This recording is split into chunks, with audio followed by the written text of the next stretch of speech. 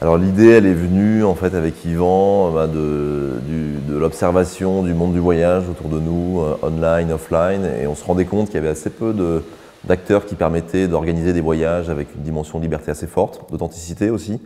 Nous, on est des grands voyageurs avec Yvan et on avait envie de faire partager des expériences fortes de voyage à des internautes. On a creusé le modèle du tourisme en France et on a découvert les agences de voyage locales.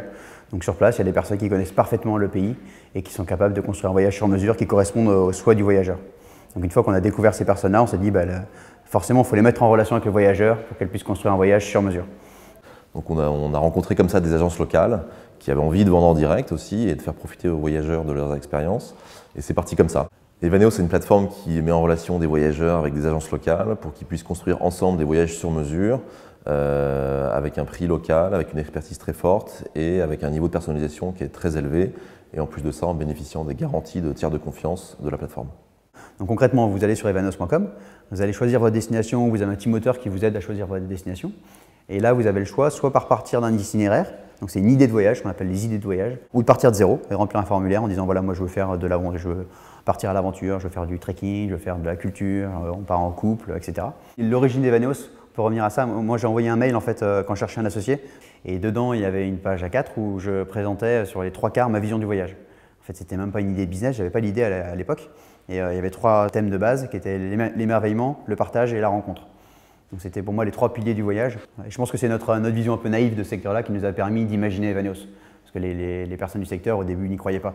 Les agences de voyage locales ne sont pas capables de vendre, ne sont pas capables d'avoir une relation directe. Les voyageurs ne sont pas prêts à faire des virements internationaux pour payer leur voyage. Il y avait plein de suppositions qui bloquaient le concept Evaneos. Et comme on était un peu naïf et on était bête, on y allait.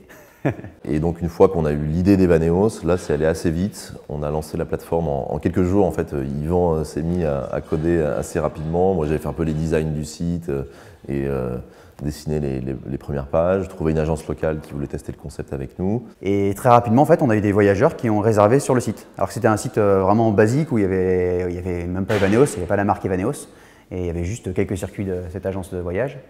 Et on a été les premiers surpris à voir qu'il y avait une relation qui se faisait entre le voyageur et l'agent, avec ils se tutoyaient très rapidement, une relation amicale où l'agent local faisait découvrir son pays.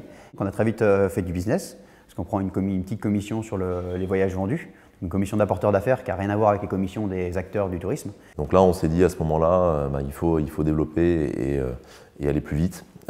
Et donc là, on a cherché des partenaires financiers, on s'est aussi, on est allé voir des entrepreneurs du web aussi pour leur dire nous on a besoin de réfléchir avec vous sur le concept, on a envie de prendre vos expériences. Donc c'est pour ça qu'on a fait notre première levée de fonds en 2011, donc c'était 2 ans après la création. Ça nous a permis de développer plus de marketing, de créer une équipe un peu plus grosse. On a été une dizaine à ce moment-là. Et aujourd'hui on est 50, donc on est en 2015. Et on a toujours eu 2 valeurs fondamentales qu'aujourd'hui on marque dans le marbre, qui sont le team spirit, l'esprit d'équipe, et l'entrepreneurship, l'entrepreneuriat. Donc ça, c'est les 2 valeurs qui font Evaneos et que l'équipe porte au jour le jour.